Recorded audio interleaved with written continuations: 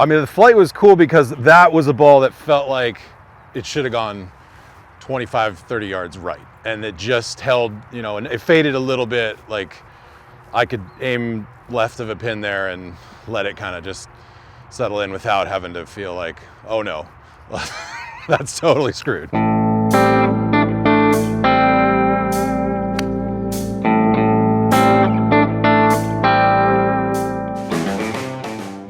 My name is Kevin Van Valkenburg. I am the editorial director at Knowing Up. This is my first month with the company.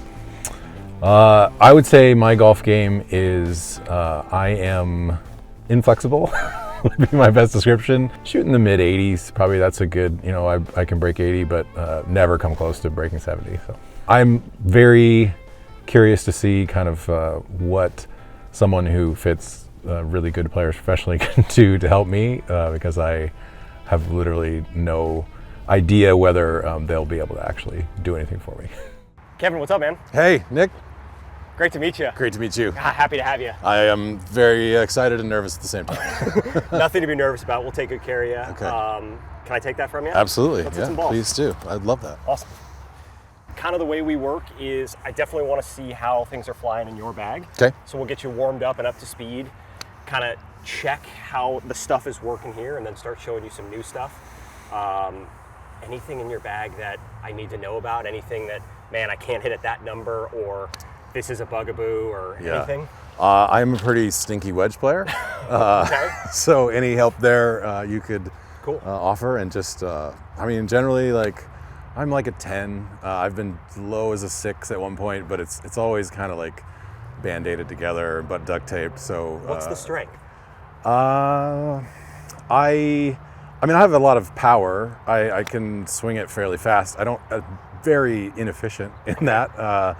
I would say, from my like limited understanding of this, like my attack angle is like -8 or 9 often. So we see it go left to right a little bit? yeah, Okay. I mean, I'm setting up to hit a cut a lot of the time just because I know like that's the best way for me. But I'm probably like robbing myself of 30, 40 yards Let's of get 'em back. distance. Okay. Awesome. I love it. Get up to I love the speed. optimism. Yeah, absolutely. That's your pile. Get up to Okay. speed. As you get warmed up, I'll probably start introducing Pro V1, Pro V1X. Do you have a golf ball preference at this point? Yeah, I mean, I like playing Pro V1X, but Okay. I couldn't tell you that like why. I just feel like it goes a little farther. I like the look of it, Okay. all that. So That's important to us, for you to Okay. know why you play the golf ball you play. So we'll definitely get in that. But Okay. get warmed up. I'm going to set some stuff up, and we'll Okay. get going. okay, awesome. Cool. So I'm going to just kind of cycle through. We're going to throw Pro V1s, Pro V1X, as well as Left Dash to collect some data so that as we start to look at new product, we can get a really good idea of how these golf balls are performing. All right, now we're starting to see more of what happens. When I look at a bag holistically and I look at all of my data, it really should be a giant snowman, Yeah. right? So every club should go further than the one before, Right. and that slightly mishit one is hopefully the bottom of that chunk of the snowman, right? So the club below it, right, doesn't get to the mishit, so that easy decisions, right? Oh, 170, I know it's a 7, right? Yeah. So again, I think when we're looking at that, the fact that that miss is just a couple of yards short of what you think it is, Yeah. I love that. Okay. There have been, I felt like I was a really good long iron player for whatever reason. Okay. And so I don't feel like scared to hit like a 4 iron. I actually played like blades for like a year just out of like, you know what, let's like just do something for fun. Let's do something different. And it totally like helped me rethink like expectations of like, we're not trying to hit this 4 iron like 225 yards. We're trying to like just hit it like on the green. And that was sort of a fun like reset in my brain. Sure.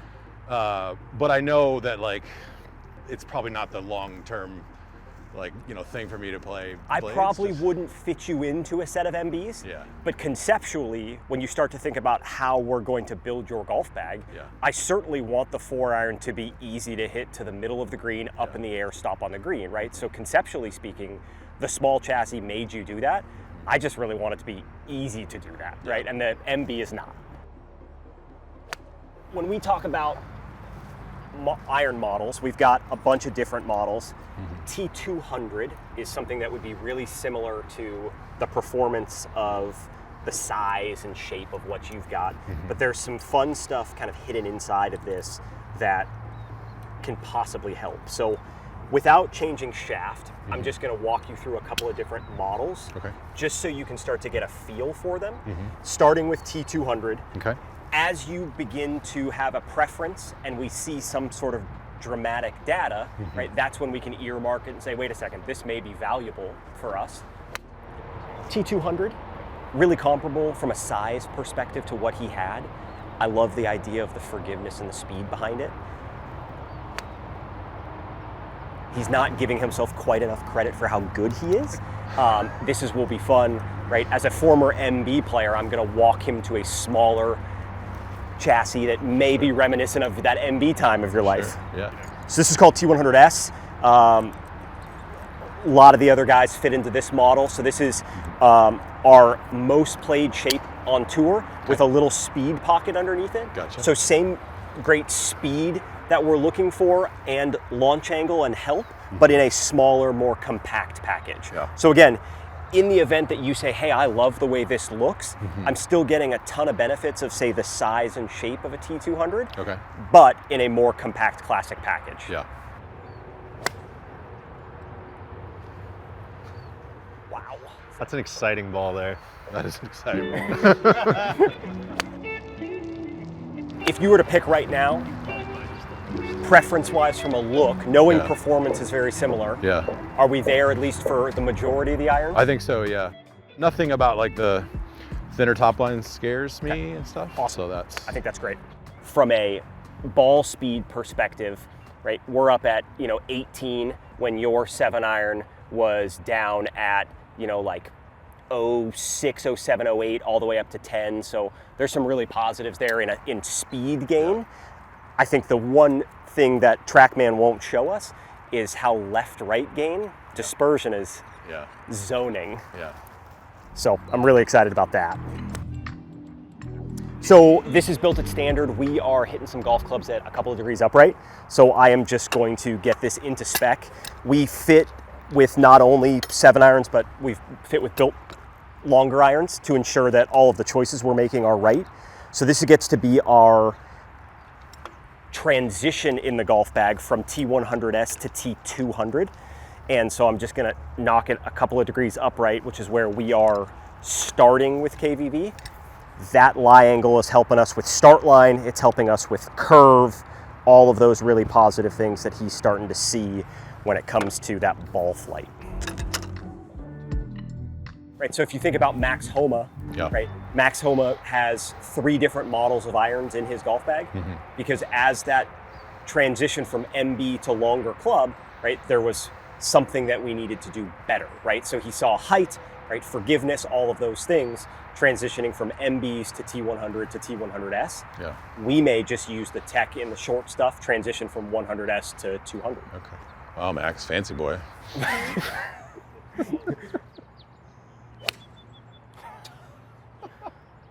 I mean, he is a player that creates really nice speed, so doesn't necessarily need all of the height and speed that T200 would create in the shorter stuff.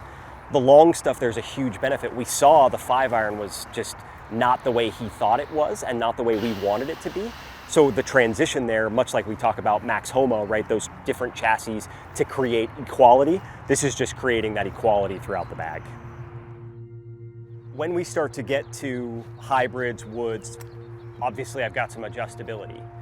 So TSR3 and TSR2 new hybrids, you see adjustable CG in the bottom of this, a little more iron-like, a little flatter flying, whereas TSR2 a little bit deeper and lower center of gravity, a little more up. You're gonna hit both. We've got a hybrid for every player, essentially. Hits all my requirements, good height, enough speed. It's different. The misses are faster, but probably not your preferred look. You know what I think what it is with me and hybrids is I get, especially in the wind, I get scared that they're gonna get up in the wind and just die. And so there are times when like it's, you know, between a 4-iron and a hybrid, and I'm gonna hit 4-iron because I just know that it's not gonna It's comfortable. completely like blow me off the planet. And so, you know, that might just be an issue of, Yeah, I just got to get more comfortable with like. there's some opinion there. The one thing to remember is spin and height are different. Yeah. While they go hand in hand. That's true. A high ball doesn't necessarily mean that it's not a strong ball. Okay. Right? My job is to keep you in that range of spin where I know it's strong and predictable. Mm-hmm. Most golf bags of players of your caliber, there's going to be a spot where a couple are going to work. This is the one where if you told me, hey, you choose for me, Yeah. and I chose a 15th, here's my This would be 15th. Okay. This is TSR2. This is the higher flying, easier to launch model of the hybrids. Yeah. It's a similar build as we did in the 4, same shaft, but as you just saw, really easy to elevate. It's going to be great on misses. Spin-wise, it's in a great window, and SureFit hosel gives me the ability to tune like I did with the iron, lie angle so that it's tight your left to right. Yeah. Okay. Okay, that'll work. Again, this is just the one I told you I was only going to push where it's worth pushing. Yeah. This is one where this one might just show up in your set, Yeah. and you get Maybe. you get to interact with it. Happy with that? Yeah, those were like, felt like, you know, I would, if I hit those on the course, I would be like, yeah, we're That's doing your well. 215, 220 golf shot now. That if you hit it a little low on the face, a little high on the face, it's still got front edge. Top bottom dispersion's great. We saw how good left right is. You're pointing and shooting. It's pretty special. Now, I'm going to give you your driver. Okay. And we are going to fill the gap once we do our driver. Okay. And figure out what goes after this once we set the outer limit of what driver is. There you go. That's probably like, when I hit a good drive, that's what it looks like. Nice. We're going to start with TSR2. The small sample of the balls he hit was pretty low launch and higher spin. So I'd like to start with trying to get launch up a little bit and let him see the window that's more similar to that towering iron shot he hit.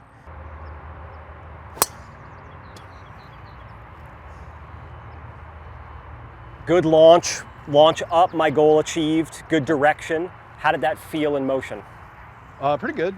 It's definitely like a different, just off the face, it's a different feel than my driver. And I think like what I need to get used to is like, with my driver, it feels like it's sort of mushed against the face and then trampolines Sure. and goes. Whereas like with these, it feels more spanked, you know, like it, like it's, which, you know, You guys are going for? I don't know that word came from R&D, but I really like it. So if you take a look at the club face, right? So you know what happens when that happens. I want to make sure that as we start to do that, I can figure out how to help in that way. yeah. Oh, it just, it's here. And then That's okay. I want to draw your attention to how little that turned for as bad as you felt it was. Again, launch up 13, spin down 2400, even though it was a mishit for ball speed, Yeah. very efficient. So 4-iron is pretty confidently 220 now. Yeah. We need 2 golf clubs to fill in 220 to just under 300 total. Okay.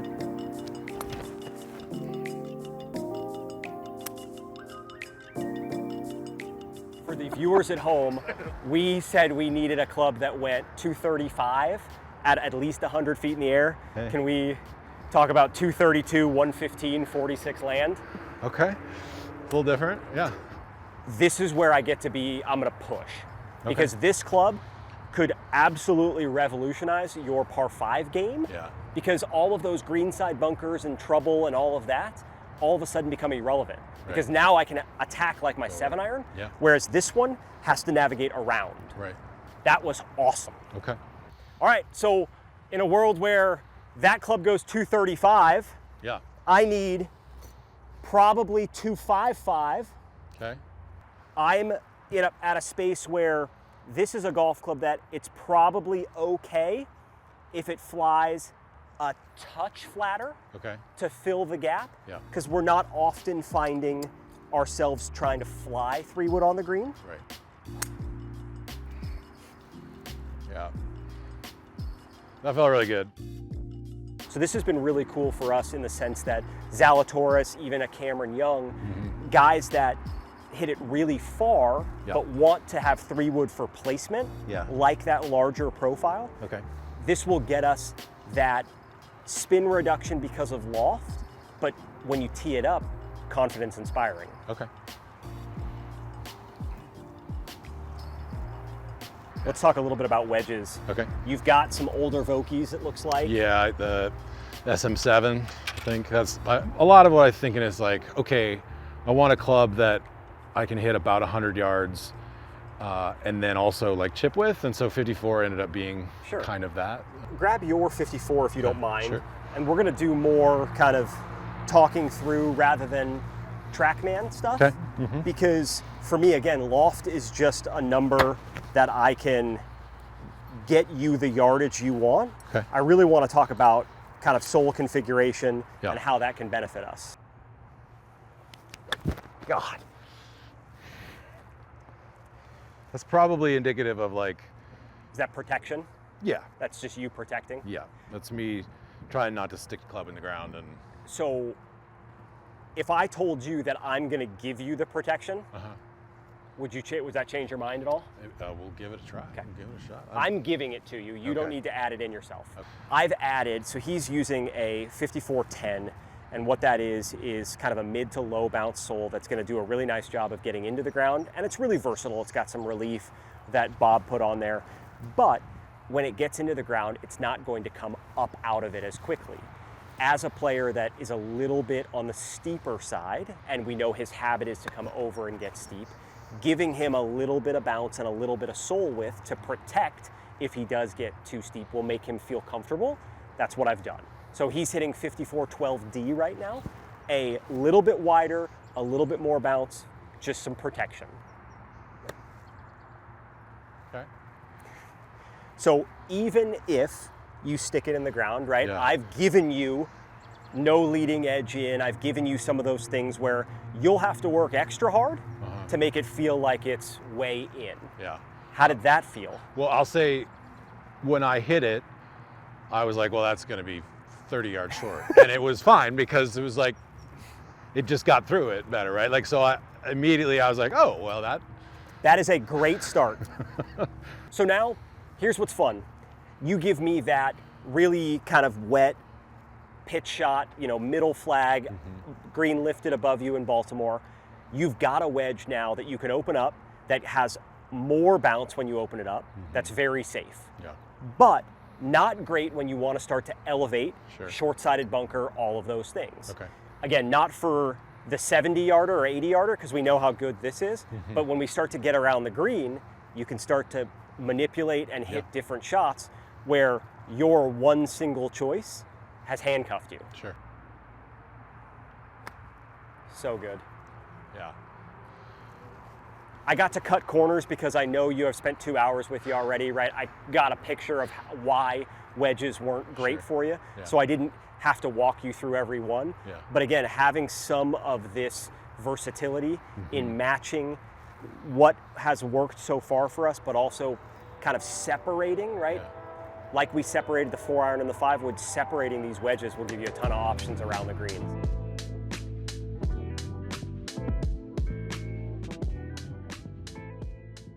So what golf ball should I be playing? So we landed on 23 Pro V1. Okay. And the reason being is that because of how much speed you've got and how awesome your ball dynamics are, I would say that for us, the spin reduction and the stronger flight throughout when you are feeling like you're a little bit over, Yeah. Pro V1 is awesome. Now, that ball is going to fly really strong. We made a little change at the top end of your bag where that old 5-iron was flying low. We loved Pro V1 into the green, short game, middle meat of the bag. Yeah. And then remember, we changed to T200 in the 5-iron to help with the up. So that was the one place where if we just kept everything the same, Pro V1 would have been, I could see where Pro V1X lies. Sure. But in comparison, Now you've got this strong flight, but still great land angle, still great descent, living at 100 feet, and that ball is going to perform kind of all around for you really great. When you think about putting, Kevin, are you a good putter, great putter? I think I'm a decent putter. I wouldn't say good. I would say, fine. Like I don't feel like it's a huge weakness, but I feel like rarely am I gonna, have, 12 putts in 9 holes. Okay. So that first putt that I look at, I see putter work from square out to in. And where did the first one end up? But short right. So when I think about putter selection, I think about, is there anything that I can choose once we get length and weight and all those things that are easy to change? Is there anything that I can choose from a model perspective that potentially could help that? If you set up to this putter and just set up over it, Scotty mills this neck into the putter at 90 degrees. Okay. He wants you to look at it at 90. So if you set up to it, as golf posture, get up over it, if you set up to it, your eyes are drawn to the top of this neck and work down into, there's a little scoop there. If, for instance, your hands were too high, lift them towards me. See how the scoop gets covered? Yeah. Too low. See how you can start to see this portion of the neck? Yeah. Lean them too far forward. What do you see? It's the writing on the side. Cameron. Yeah. So could you, knowing that that's how Scotty designed it, he made that neck perfectly for you and your habit, could you set up and return to setup knowing that the neck is supposed to be 90? Yeah. Hit a couple of putts thinking about that.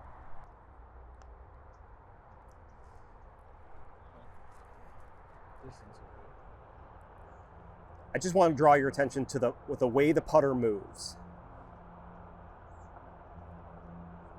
Yeah. Was there any out to in on that? No, Not any. Yeah.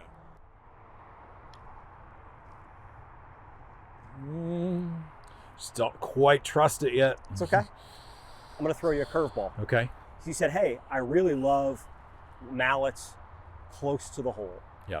Now, I told you that that plumbing neck had a 4-way alignment feature. Mm-hmm. Scotty milled it. It's a rectangle. It's got 4 sides. So it both works this way and works this way. Mm-hmm. You've had no trouble when we got the length right with this way. Yeah. It was just left and right. Mm-hmm. Now, what if I told you that that one has an alignment feature as well, Okay. but it also gives you the toe flow feeling Mm-hmm. of our shorter plumbing neck Mm-hmm. in the body of a mallet. Don't sacrifice your Mm-hmm.